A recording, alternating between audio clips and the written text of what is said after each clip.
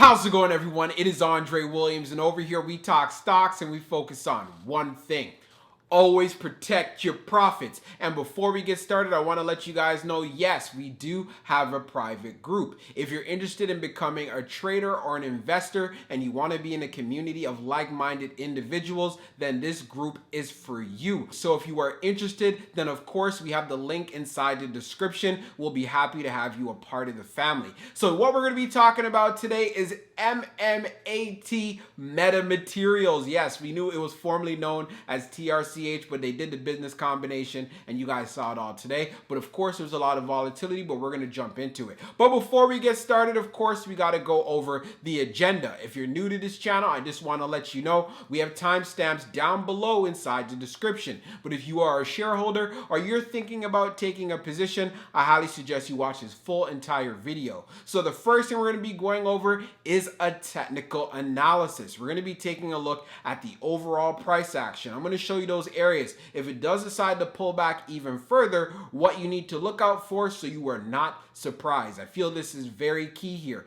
You also want to see, hey, is it looking bearish, or where does it need to be in regards to its price for it to start looking bullish and seeing a strong move to the upside. Taking a look at these technicals, seeing the history will help you out a lot. Then secondly, we're going to be taking a look at the order flow distribution. We want to know what is the inflow, what is the outflow, is there institutional activity, and we want to know what the large scale orders really do look like. Again, this has an impact on its overall price action. And then when all of that is done, I'll be doing the final thoughts and going over some more details, especially in regards to the dividend and as well as far as what's happening with your shares. I did a video over the weekend, but I'm still getting some questions, so we'll clarify that quickly as well. So we're going to be doing a technical analysis on MMAT Metamaterials along with Torchlight Energy that recently had their business combination. So if we take a look, they ended up closing the day at $7.96, being down almost 20% on the day.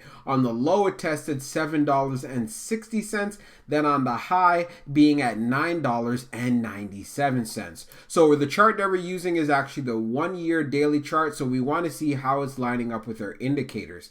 As we take a look at the RSI down below, it is right around 48.89. So it's just below being in the middle. So it's not heavy in the oversold territory, but it's also not heavy in the overbought territory either.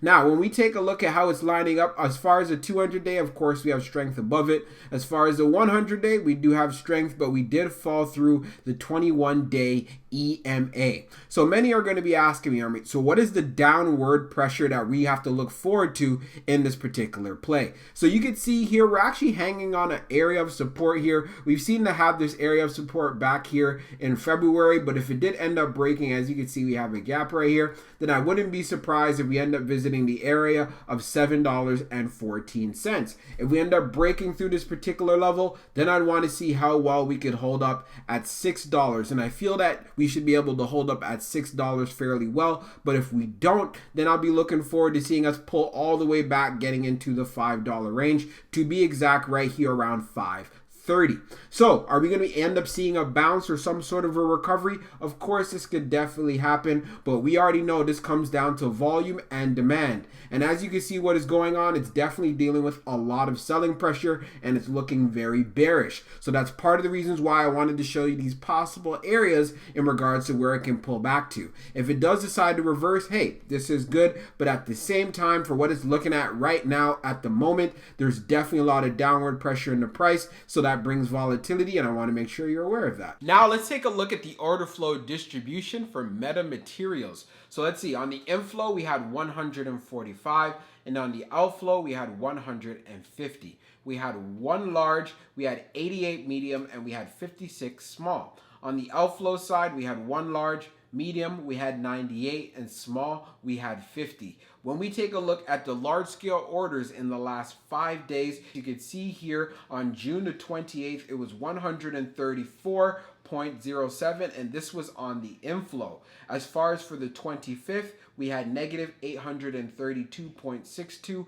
The 24th, we had negative 412.92. But if you take a look at June the 23rd and June the 22nd, we still have a heavy amount of inflow there as well. But at the end of the day, we did have an inflow day, but we ended up seeing a lot of pressure in the overall stock. We already know there's a lot of shorts who have vested interest in this play. We also do know of the fact that many ended up selling, panic selling, and as far as weak handing the play, because they don't really know too much about metamaterials overall in general. And like I said, many people FOMO'd into it, so that's why there was no surprise a lot of people ended up selling out their positions. But for the most part, what we are seeing is there was a lot of buying that went down, and I want you to be aware of that, especially if you are a shareholder or you're considering to get into a position. So now let's jump into the final thoughts. So for my final thoughts for MMAT Metamaterials, as you saw today, we know there's a lot of volatility inside of this play. If you are thinking about getting into a position, I would be patient because you want to see where the price action decides to settle.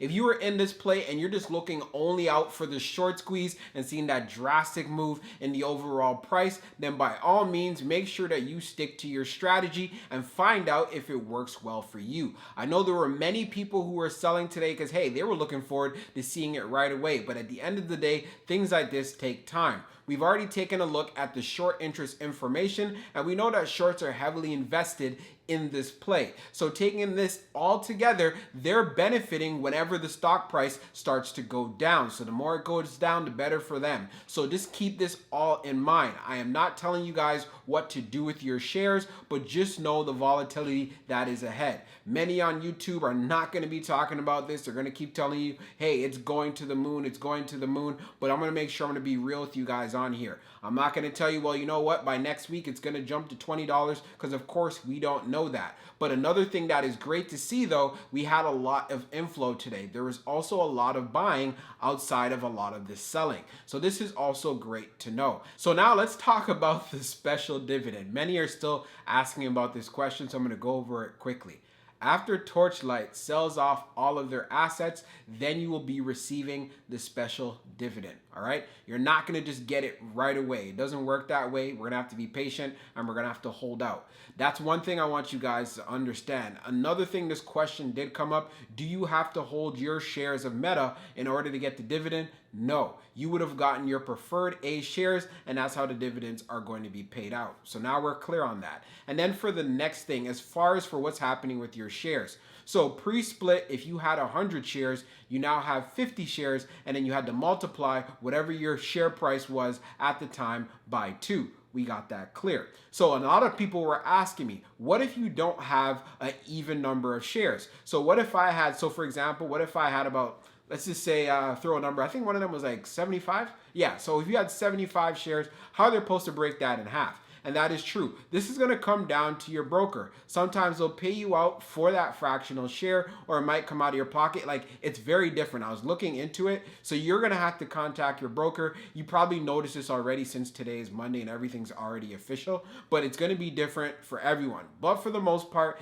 that kind of clears that up. So as far as your shares are concerned, yes, it has been split in half. The value still remains the same. And that price that you're seeing, you just had to double whatever your cost basis was before the split occurred. So in my example that I did inside the video, I was at $7.18, and then after the split, then it was at $14.36. So you could do the same type of math and you could figure that out for yourself. And you probably already realized that, but I just wanted to make sure I went over this again because I feel like there were still more questions and I want to make sure they were answered. And also, before I close this video out, do your research, do your homework, do your due diligence on Metamaterials. Find out more about the company if you haven't done so already. And if this is a company that you feel that you believe in, then by all means, come up with a strategy and say, well, you know what? Yes, I do like this company. Maybe I might think about actually holding my position. Hope you guys enjoyed this video, and we'll be talking real soon.